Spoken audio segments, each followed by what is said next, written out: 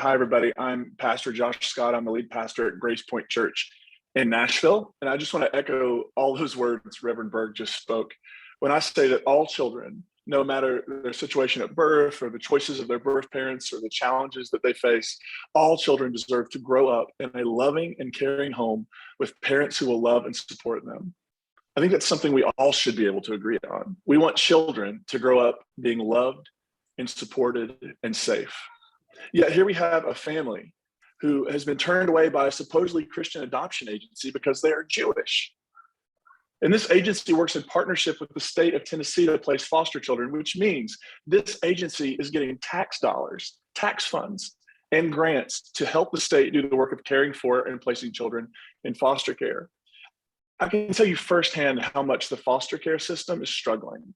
It's woefully understaffed and under-resourced to meet the challenges and needs that they currently face.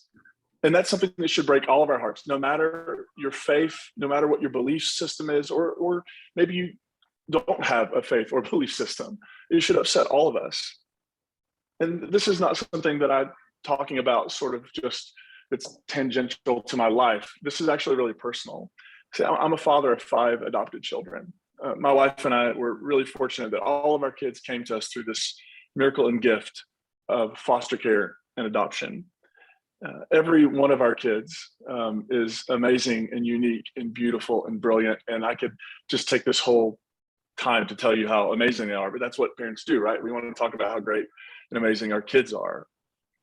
But sadly, here's the thing. In our society, even in churches that claim to support and celebrate adoption, we do not support the foster care system enough. The church and the Christians who make up the church, we haven't done enough to support and love these children. And we absolutely need more families who will step in to both foster children who need care at the moment and also adopt children who are looking for permanency and stability in home. Yet, here we are. We have an adoption agency who places children in foster and adoptive homes who have turned away a couple from being able to adopt just because they are Jewish. They're discriminating against them based on their faith. They're not making decisions about whether or not this would be a good home, a safe home, loving parents. They're discriminating based on religion. And this directly contradicts our command from both the Hebrew Bible and the New Testament when we are called to care for those who are vulnerable and marginalized. We cannot discriminate and turn away those who are qualified to provide loving homes for children. Whether we worship in a church or a mosque, a synagogue, or a temple, America has no second-class faith. And even though all of us on this call, we are pastors and we lead our communities, Christian communities, we believe that our government institutions, including those who oversee the legal process for adoption, must display the crucial separation of church and state, one of the things that makes our country unique in the world.